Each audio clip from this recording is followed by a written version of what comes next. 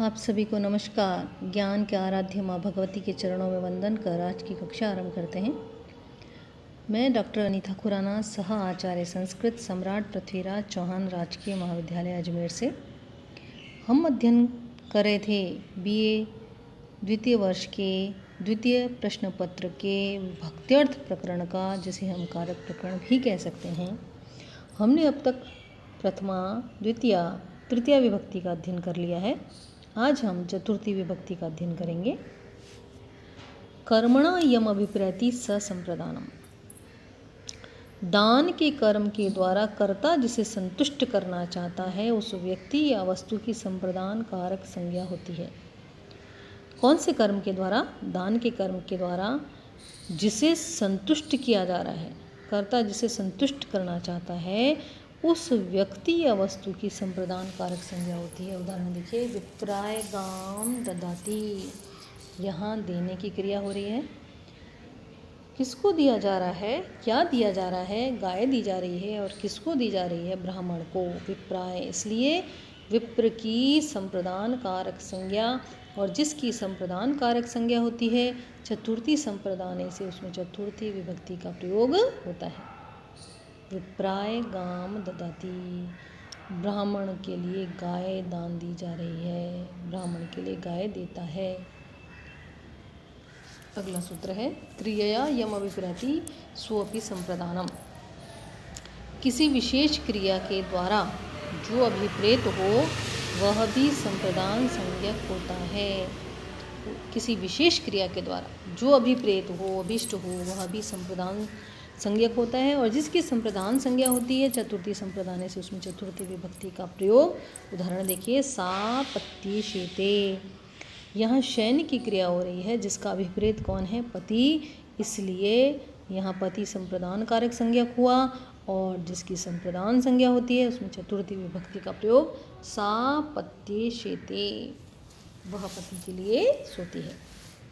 अगला सूत्र है चतुर्थी संप्रदाने। संप्रदान कारक में चतुर्थी विभक्ति होती है। उदाहरण, राजा निर्धनाय धनम, विप्राय गाम, बुभुक्षिताय च अन्नम यच्छति। राजा निर्धन के लिए धन, ब्राह्मण के लिए गाय, भूखे के लिए अन्न देता है। यहाँ जो देने की क्रिया हो रही है, किस किस को देने की क्रिया हो रही है? निर्धन को, ब्राह्मण को, भूखे को। तो इनमें इनकी क्या हो गई? संप्रदान संज्ञा। और जिनकी संप्रदान संज्ञा होती है उसमें चतुर्थी विभक्ति का प्रयोग, जैसे निर्धनाय, विप्राय, बुभुक्षिताय। अगला सूत्र है रुच्यर्थानां प्रीयमाणः। रुच धातु एवं अन्य समानार्थक धातुओं के योग में प्रसन्न होने वाला संप्रदान संज्ञक होता है और उसमें चतुर्थी विभक्ति का प्रयोग होता है।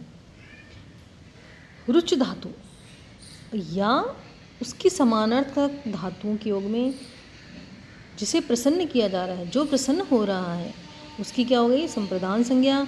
और जिसकी संप्रदान संज्ञा होती है चतुर्थी संप्रदाने से उसमें चतुर्थी विभक्ति का प्रयोग।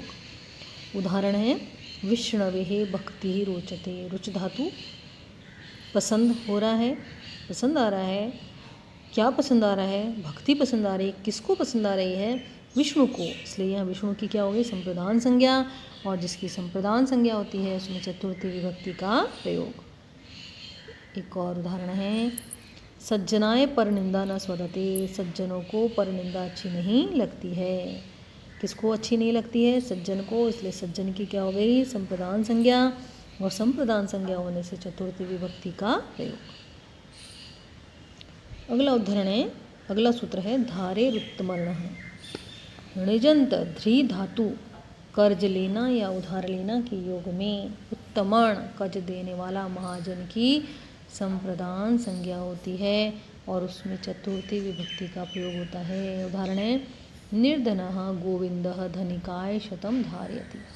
गरीब गोविंद धनिक का 100 रुपये का ऋणी है। यहाँ ऋणी कौन है? गरीब गोविंद। और किसका ऋणी है? धनिक का। उसने किससे उधार लिया है? 100 रुपये धनिक से।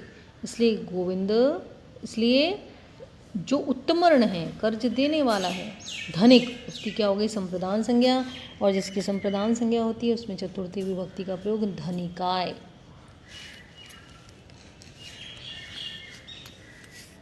तादर्थ्य चतुर्थी वाच्या, एक वार्तिक सूत्र है ये। तादर्थ्य, उसके लिए, तादर्थ्य है उसके लिए को सूचित करने वाले शब्द में चतुर्थी विभक्ति होती है। अर्थात जिस प्रयोजन के लिए कोई कार्य होता है या किया जाता है उस प्रयोजन में चतुर्थी विभक्ति लगती है। जैसे भक्तः मुक्तये हरिम भजति, भक्त मुक्ति के लिए हरि का भजन करता है। हरि का भजन किसके लिए? मुक्ति के लिए, इसलिए यहाँ पर मुक्ति की संप्रदान संज्ञा, यहाँ मुक्ति प्रयोजन है, इसलिए इसकी संप्रदान संज्ञा, और संप्रदान संज्ञा होने की वजह से इसमें चतुर्थी विभक्ति का प्रयोग। श्रमिक धनाय प्रयतते, श्रमिक धन के लिए प्रयत्न करता है। श्रमिक किसके लिए प्रयत्न करता है? धन के लिए, इसलिए धन की संप्रदान संज्ञा, और संप्रदान संज्ञा होने से इसमें चतुर्थी विभक्ति का प्रयोग धनाय। काव्यम यशसे भवति, काव्य किसके लिए होता है? यश के लिए होता है, इसलिए यश की यहाँ पर क्या हो गई संप्रदान संज्ञा। काव्य किसके लिए होता है? यश के लिए, यश चतुर्थी विभक्ति का प्रयोग यशस्से। जिस वस्तु को बनाने के लिए दूसरी वस्तु का अस्तित्व रहता है उसमें चतुर्थी विभक्ति। जैसे यूपाय धारु, यज्ञ स्तंभ बनाने के लिए लकड़ी। यह लकड़ी किसके लिए है? यज्ञ स्तंभ के लिए, इसलिए जिस वस्तु को बनाने के लिए दूसरी वस्तु का अस्तित्व रहता है, दारू का अस्तित्व है किसके लिए? यूप के लिए, यज्ञ स्तंभ के लिए, इसमें चतुर्थी विभक्ति का प्रयोग। कुंडलाय हिरण्यम, कुंडल बनाने के लिए सोना। कुंडल को बनाने के लिए सोने का अस्तित्व है, इसलिए कुंडल की संप्रदान संज्ञा, और संप्रदान संज्ञा होने से चतुर्थी विभक्ति का प्रयोग। अगला सूत्र है तुमर्थाच भाववचनात्, तुमुन प्रत्यय जोड़कर किसी धातु से जो अर्थ प्राप्त किया जाता है उसी अर्थ को प्रकट करने के लिए उसी धातु से बनी हुई भाववाचक संज्ञा का प्रयोग करने पर चतुर्थी विभक्ति लगती है। उदाहरण देखिए, शयनाय इच्छति, इसको हम इस रूप में भी कह सकते हैं शयितुम इच्छति। यहाँ हम शयितुम इच्छति नहीं कहना चाह रहे हैं, तुमुन प्रत्यय जोड़ करके धातु से जो अर्थ प्राप्त किया जा रहा है उसी अर्थ को प्रकट करने के लिए चतुर्थी विभक्ति शयनाय इच्छति, शयन के लिए इच्छा करता है। ऐसे ही दानाय धनम अर्जयति, इसको हम यूँ भी कह सकते हैं दातुम धनम अर्जयति, देने के लिए धन का अर्जन कर रहा है। तो धातुम न कह करके हमने उसमें चतुर्थी विभक्ति का प्रयोग लगा लिया, धातु में धानाय। स यागाय गच्छति, इसको हम यूँ भी कह सकते हैं यष्टुम गच्छति, यज्ञ के लिए जाता है। हम यष्टुम न कहना चाह रहे हैं, तुमुन प्रत्यय जोड़ करके हम ये नहीं काम करना चाह रहे हैं, तो ये जो धातु में चतुर्थी विभक्ति का प्रयोग करने पर रूप बनेगा यागाय। स यागाय गच्छति। अगला सूत्र है नमः स्वस्ति स्वाहा स्वधा अलम वषट योगाच्च।